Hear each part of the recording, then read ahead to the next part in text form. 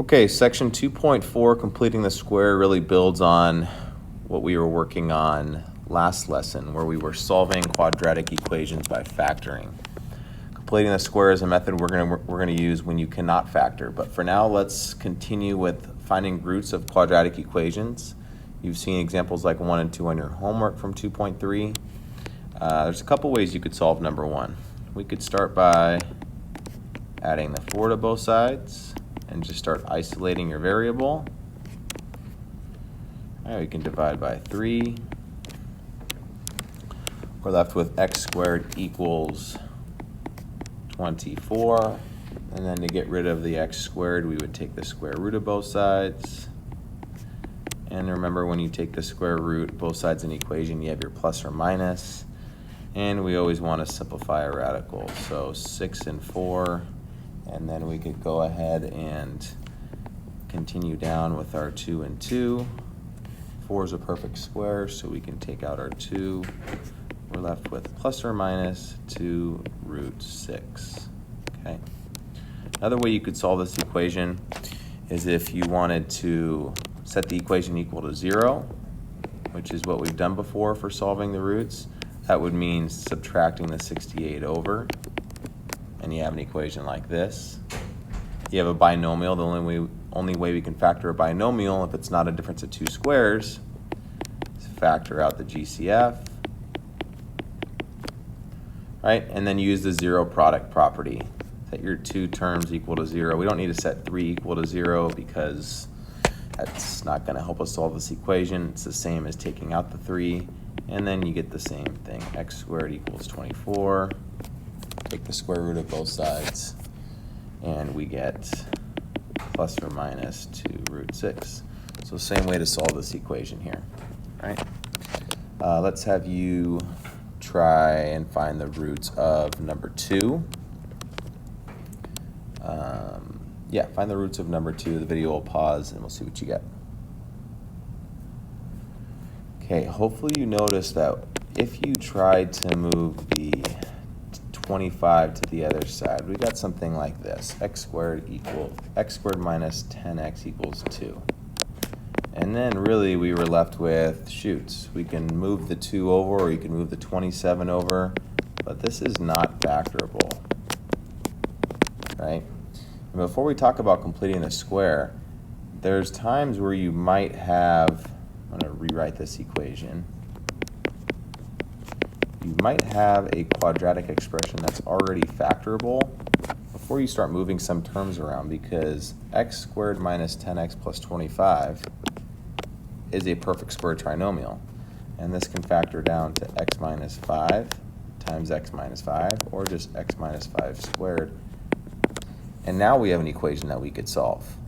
And this is really where completing the square comes from when you have perfect square trinomials, is you can take the square root of both sides. We're left with x minus 5 equals plus or minus the square root of 27. We should see if we can take anything out of 27, which we can. 9 is a perfect square. So we have x minus 5 equals plus or minus 3 root 3. And then we can add our 5 to the other side. 5 plus or minus 3 times the square root of 3. Okay? So this method right here of taking a perfect square trinomial and factoring it is really where completing the square comes from. Okay? So let's look at this first example when it cannot be factored, how we're going to complete the square. And I'm going to put our steps right here as we go ahead and solve number 3, and then we'll do number 5 together and let you guys try 4 and 6. Okay. But the first thing we want to do is, if this cannot factor, which number 3 can't, we move everything over. We get x squared plus 6x plus 27 equals 0. Or sorry, minus 27. And this is probably not the best example because this actually can factor, but let's just say this quadratic couldn't factor, right? Your 2 factors that would work here would be positive 9 and negative 3. Let's say this couldn't factor. If this equation cannot factor, you'll see we get the same thing. The first thing we want to do is we want to get the variable terms on the same side. Okay, so right now in our quadratic equation, our variable terms are not on the same side. Well, they are, but we have a negative 27 with those two terms. So let's just move that 27 over. We have an equation that looks like this, because we are going to take this x squared plus 6x and we're going to make it a perfect square trinomial. We want to make sure that the leading coefficient equals 1, because remember, for a perfect square trinomial, first term and the last term always need to be a perfect square. Look at this example we did up here. 1 and 25, perfect squares. And then we're going to add something to both sides of the equation to make this x squared plus 6x a perfect square. And we're going to add b over 2 squared to both sides. And that's because when we add b over 2 squared, we're going to be making this x squared plus 6x a perfect square trinomial. So our b is 6, half of 6 is 3, and 3 squared is 9. So when we add 9 to both sides, you now have x squared plus 6x plus 9 equals 36. And now you have a perfect square trinomial, and this can factor down to x plus 3 squared. That's your completing the square, and then you can use the square root property. So before we finish off that equation, you can now factor the perfect square trinomial, and then you can take the square root property, or square root both sides, and solve. So we've taken the square root of both sides after we factored the perfect square trinomial. We get x plus 3 equals, don't forget the square root of both sides, we need our plus or minus 6. And then we can move the 3 over, and we have negative 3 plus 6 as a solution, and we have negative 3 minus 6 as a solution. So 3 and negative 9. And yes, this could have factored because, like we said earlier, 9 and negative 3 were going to be our two factors. But that's okay. I wanted you to see these steps for completing the square, because there's going to be some when you can't factor. Okay.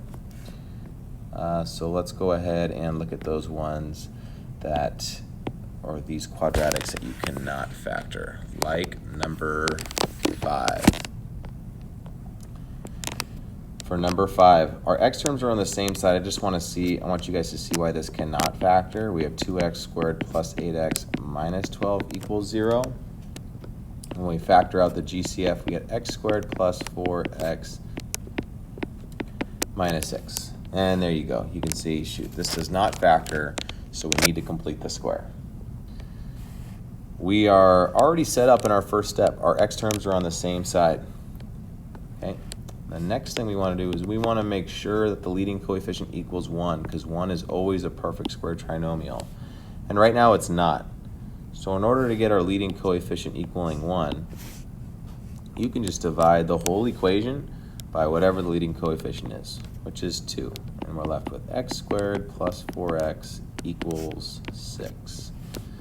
And now you're ready to make this x squared plus 4x a perfect square trinomial. Remember, we add b over 2 squared to both sides. And you do it to both sides because it's an equation that needs to stay balanced. The b here is 4. Half of 4 is 2, and 2 squared is 4. So we added 4 to our 6. And now we can factor the perfect square trinomial, x plus 2 squared.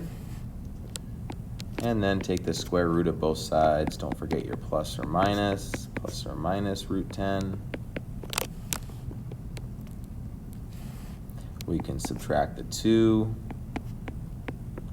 And we get negative 2 plus or minus the square root of 10. And you can leave your answer like this. You could also write negative 2 plus root 10 and negative 2 minus root 10. Just a little bit more work there if you want to leave it as such. All right, great job why don't you try number 6. Sorry, we're kind of working our way backwards here. And then I want to do 4 together because 4 is going to give us some fractions. So try your steps on completing the square with 6, and we'll check your solutions in just a sec. Just so you know, this is factorable. That's okay. I want you to solve by completing the square. Okay, you can factor at the end if you want to check your work. You should have gotten x equals 9 and x equals -1. X terms are on the same side right now. We need to get a leading coefficient of 1, so we divide by 3. We didn't make this x squared minus 8x a perfect squared trinomial, so we half our 8 and we square it, so we get 16. Now we can factor this down. This perfect squared trinomial, it factors to x minus 4 squared. Whoa. Equals 25. Take the square root of both sides. X minus 4 equals plus or minus 5. And there's your -4 plus 5 to get you -1, and -4 minus 5 to get you your 9. So 9 and -1. All right, let's try a tough one with some fractions. Number 4. We do not have our variable terms on the same side yet. Let's move that 9x over and add the 2 to the other side. Here's where we get some fractions because 9, it's not an even number, right? So when we half it, we're going to have 9 over 2, and then we're going to square 9 over 2. But that's okay. We're going to practice working with some fractions here. All right, so minus 9x plus 81 over 4. And you got to add 81 over 4 to the other side as well. We know that this is a perfect square trinomial. Even though it doesn't look like one, we just made it a perfect square trinomial by adding 9 over 2 squared. And that second term, go look at all the examples we've done, right? This 9, it's a 3 for your binomial. This 4, it's a 2. This 16, it's a 4. Right? It's just the root of whatever that term is. So the root, or half of the 9, is going to be whatever needs to go in this binomial. So that's going to be minus 9 over 2 squared equals, let's rewrite the 2 as 4 over 2, just kidding, 8 over 4, so we have like denominators. We get 89 over 4. Now we can take the square root of both sides. We get x minus 9 over 2 equals root 89 over 2. Don't forget your plus or minus. Add your 9 over 2 to the other side. We get 9 over 2 plus or minus the square root of 89 over 2. Just see if 89 has any terms we can factor out. I don't think it's divisible by 3. It's not because 90 is. Yeah, it's a prime number, so there's nothing we can take out. We'll leave our answer as such. Don't forget your steps. They're right here for you guys completing this square. Okay, the last thing I would like to finish with is probably the most, not the most important, but we've talked about last week converting to vertex to standard form, where we just multiply it out. Well, now that we can complete the square, we're going to be able to go convert from standard to vertex. But let's first review vertex to standard. Remember, we just multiply it out. So we get x minus 2 times x minus 2 minus 5. We get x squared minus 4x plus 4 minus 5. Distribute your 2. 2x squared minus 8x plus 8 minus 5. And then combine your like terms. Plus 3. Okay. We've practiced this together going from vertex to standard. Now let's take that same equation, 2x squared minus 8x plus 3, and convert it back. So we should be getting, this should be our answer now. 2 times x minus 2 squared plus 5. And we're going to do that by completing the square. So we're just going to rewrite our equation, and we're going to space a few things out here. We're going to space out our variable terms, and we're going to put the 3 down here at the end.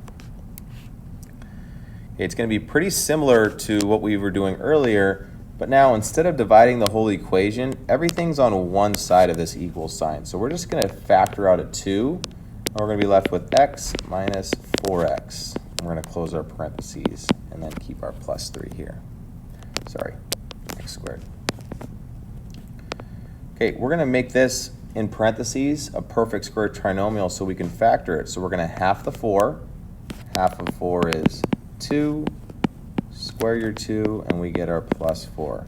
Well, you're changing this equation, so you need to do something at the end to make it balanced. Right? This 4, if we distribute the 2, we were actually adding 8 to this equation, this side of the equation, or this function. So to keep it balanced, we want a minus 8 at the end. And now we have 2 times x minus 2 squared. Plus 3 minus 8, combine your like terms. X minus 2 squared minus 5. And you have this function in vertex form, okay? So once again, the reason we needed to subtract 8 is because we were adding this 4 to this function, which was actually an 8 because there was a 2 out in front. So just be careful what you're doing to one side of the equation. Whatever you do on one side, you need to do the opposite at the end to keep it balanced. All right, let's let you guys try number 3. See if you can convert this equation in standard form to vertex. I'll put the solution up when you're done. You should have gotten h of x equals 3 times x minus 2 squared minus 16. Let's talk about how we got that equation in vertex form. First thing we want to do is separate our two terms, 3x squared minus 12x, and then put your minus 4 at the end. Give yourself some space, because we're going to take out this 3 minus 4x. And we're going to have to add something to this trinomial to make it a perfect square trinomial. It's actually going to be plus 4 again, because half of 4 is 2, and 2 squared is 4. But now we were technically adding 12 to this equation, which means at the end you need to subtract 12. Now you can factor the perfect square trinomial. X minus 2 squared minus 16. And you're left with this equation in vertex form. The vertex is at 2, negative 16. Vertical stretch by a factor of 3. Okay, you'll have a couple examples like that on the homework. I think on the homework you have some fractions. Just do your best. If you have something like this, x squared, 2x squared minus 5x plus 11, and you are converting this into vertex form.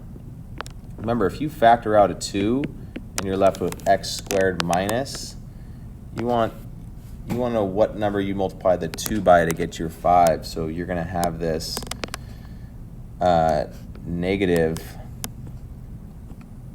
and what you can really do is just this negative 5 over 2x, because you just multiplied the 2 by the 2, and it gets you this negative 5. So what you're really doing is you're really just dividing that middle term by 2, okay? And then you would find your last term, and you get that last term by halving b and then squaring it.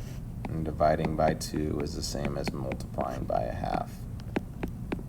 So you would have 5 over 4 squared, or 25 over 16, and you do the opposite at the end. Okay, so you'll have some fractions on the homework. If you get stuck or you're confused, remember, just attempt every problem, and then we'll go over it together in class, and we'll see how you did. Okay, good luck on your homework, and we'll see you guys in class.